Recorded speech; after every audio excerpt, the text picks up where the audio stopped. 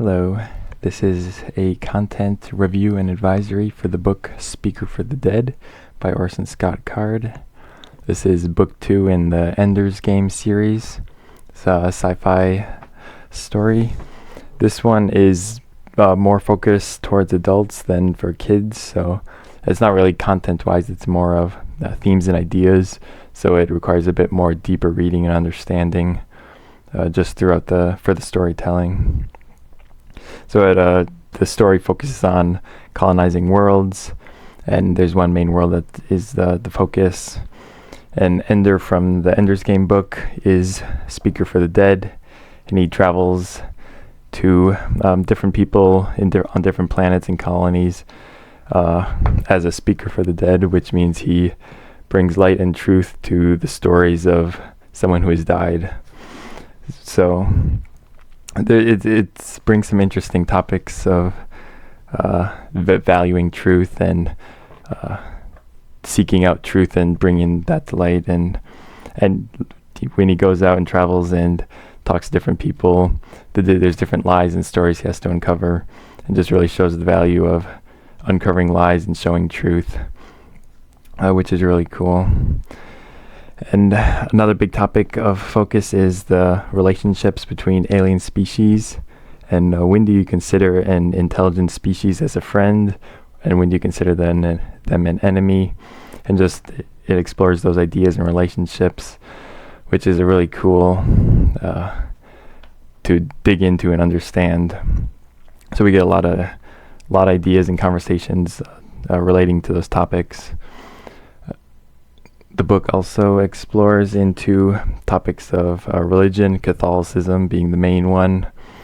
So just some more ideas of that bringing into the science fiction story.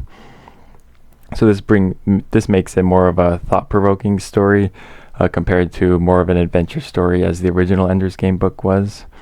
So it may be more slow-paced compared to that book, but it is definitely cool, and lots of cool ideas are brought up in this story. For the content side of this story, it's pretty similar to the original Ender's Game book. The language would probably be 3 out of 10. There's some mild swearing, B-word, slur words are used.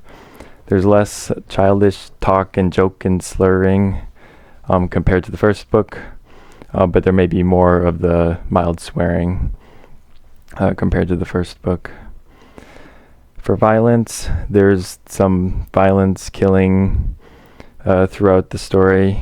Some people and creatures are killed in violent ways, and this is explained, and it can be disturbing in some of the situations, but I wouldn't really say it's gory.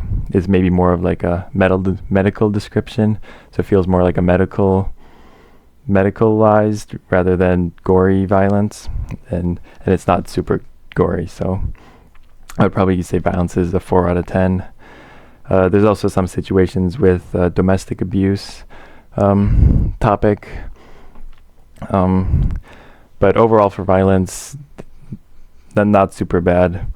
More just references, and some situations could be disturbing, but are not gory. For sexual content, it's pretty much the same as the other previous book. Some sexual references and people talking about different people sleeping together. At one point there's a topic of people having an affair, and in some situations there are also conversations about how the different aliens reproduced, the different alien races. So throughout those conversations of the difference between the alien civilizations and human civilizations, and just their species, there are some spots where there's conversations of how reproduction is completed. So for sexual content, probably a 3 out of 10. Overall, it's a pretty good book. I really liked it. It's focused more on adults, more for adults story-wise, more than content-wise. So I would still say the age rating is about 14, maybe ages 14, 15 at the younger side, just for understanding wise, to be able to really get the ideas of the story. But it is a good book, and I would recommend it.